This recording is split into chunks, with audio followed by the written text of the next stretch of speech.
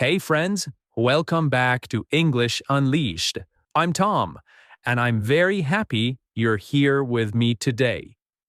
In this episode, we will talk about a new and exciting idea.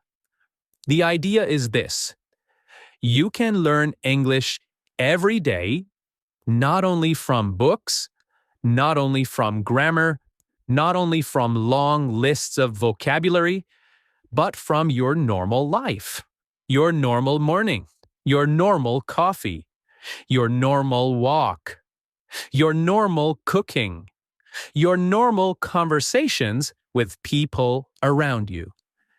Everything can teach you English. This method is powerful, but it is super simple, and it works for every level. Today, I will show you how to turn your daily life into a language lab. A language lab means a place where you learn and practice language. Usually, a language lab is a special room in a school. But here, your lab is your home, your kitchen, your phone, your bus ride, your job, your free time, or your favorite cafe. Your whole world becomes a classroom. And don't worry, everything today will be in a clear, friendly, beginning level English. If I use a difficult word, I will define it right away. So, sit back, relax, and let's begin. All right, let's start with a simple question. Why do many people study English for many years but still cannot speak it with confidence? The reason is simple. Most people believe learning only happens in a classroom or inside a book. They think learning means going through grammar pages, doing short exercises, taking tests, and then repeating the same cycle again and again. But real English does not live inside a book. Real English lives in the world around you. It lives in the sounds you hear on the street. It lives in the short conversations you hear from people around you or in the movies you watch. It lives in the subtitles you read on TV. It lives in the playlists you listen to on Spotify. It even lives in the simple thoughts inside your mind as you go through your day. Let me give you a clear example of this. Imagine you go to the supermarket. You walk inside, you choose a bottle of water, and you take a moment to look at the label, which happens to be in English. The label says still water, natural mineral water. In one small moment, without any special effort, you already learned several useful words. Still water means water without gas. Mineral means the water has natural chemicals that are good for your health. Natural means something that comes from nature and is not artificial. Label means the small sticker on a product that gives information about what it is. You see, you did not open a textbook. You did not write anything in a notebook. You did not translate or memorize anything. You simply lived your normal life, and English appeared naturally in front of you. This is the magic of everyday English. It is real, it is simple, it is useful, and it is completely connected to your actual life. These small moments, repeated day after day, are what helps you become fluent. Slowly, gently, and step by step. Okay, my friends, Now let's go deeper. I want to show you how every part of your daily routine can become a small English lesson. Let's start with some common activities. Your morning coffee, your commute, your cooking time, your shopping, and your entertainment. Each part has English inside it. We just need to open our eyes and pay attention. Okay, let's begin with something simple and universal. Your morning drink. Maybe you drink coffee, maybe tea, maybe water, maybe juice. No problem. Even this small moment can help your English. Imagine you wake up. You feel sleepy. You walk to your kitchen. You make coffee. Here is how to learn English in this moment. When you pick up your coffee cup, say to yourself, "This coffee smells strong. This coffee tastes sweet. I like the warm feeling. This is my morning routine. This helps me start my day." The key idea is narrate your life, okay? Narrate your life. Narrate means describe something like a story. Talking to yourself is a powerful technique for fluency. Why? Because you use simple, real words. You connect English to your real life. You practice thinking in English without stress. Now, let's add more examples. When you add milk, you could say, "I'm adding milk. It looks creamy." When you stir your spoon, say, "I'm mixing everything." When you take a sip, say, "This is good. It wakes me up." These are small sentences, but small steps build big fluency. All right, now let's move on to grocery shopping. This is one of the best places to learn everyday English, even if you live in a country where the labels are not written in English. Many learners think they can only learn English in a classroom, but your supermarket can also teach you a lot. All you need is attention, curiosity, and simple English sentences in your mind. Let's imagine you walk into a supermarket in your own country. The signs and labels around you might be in your local language, but you can still turn the whole experience into an English lesson.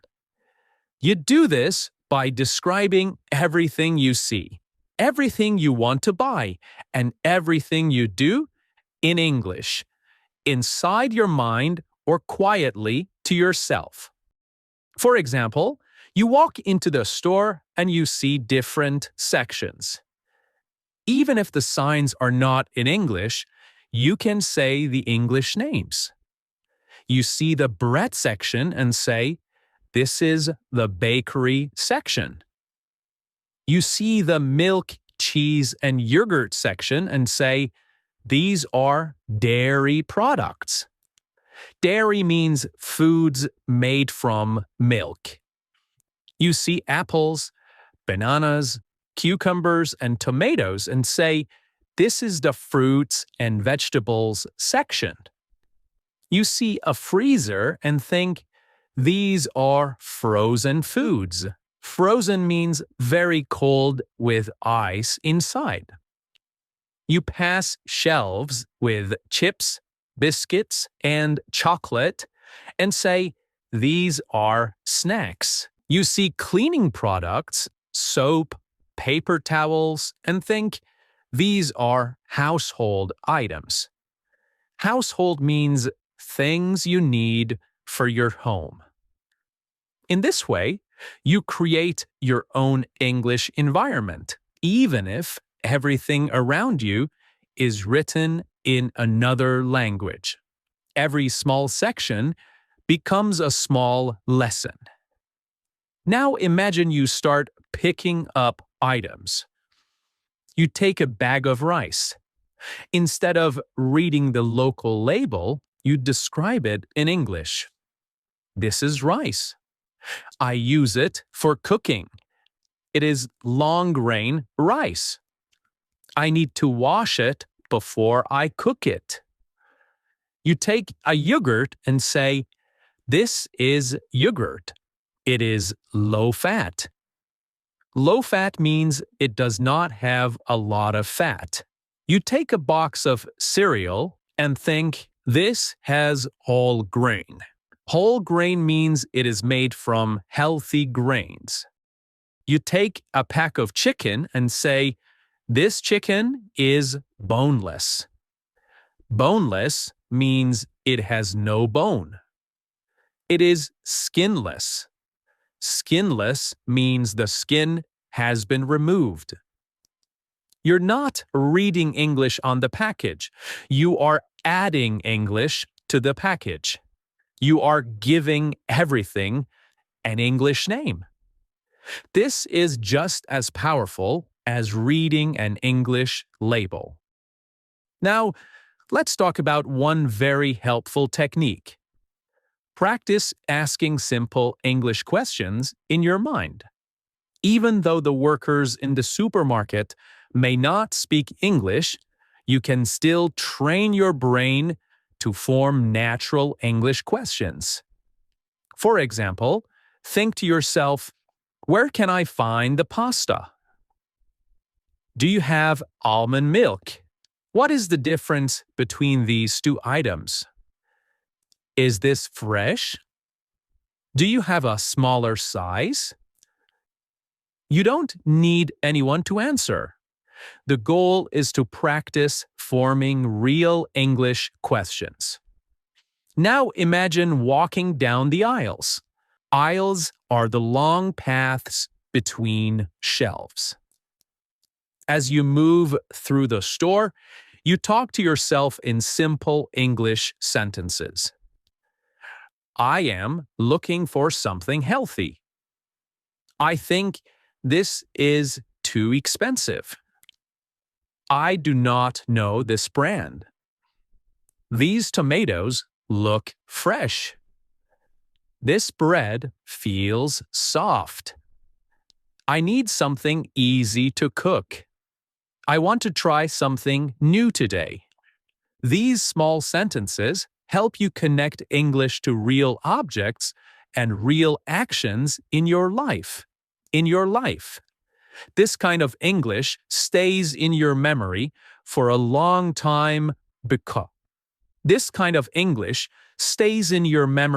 long time because it is practical and meaningful.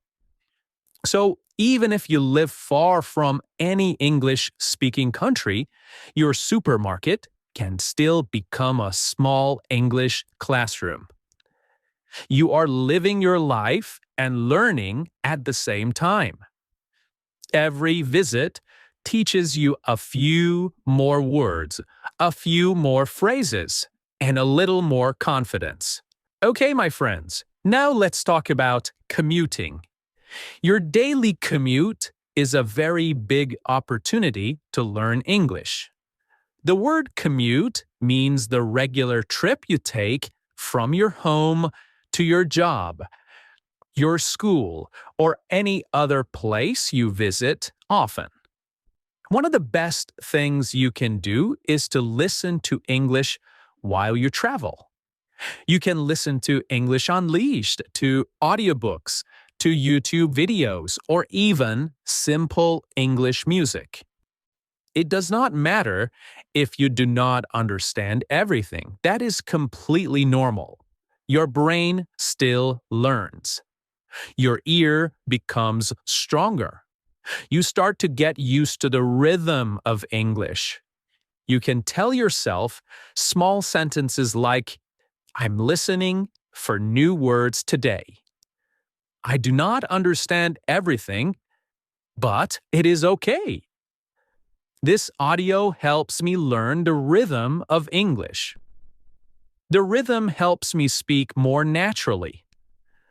These thoughts keep you motivated and relaxed. Now, even if you live in a country where most things are in your local language, you can still find small pieces of English around you. Many places use English for signs, names, instructions, or advertisements.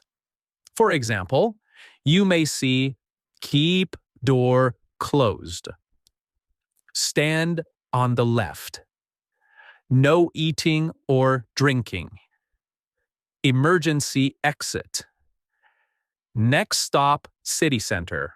Every small sign can teach you something small and new. Every short message is a little vocabulary lesson. And even if everything around you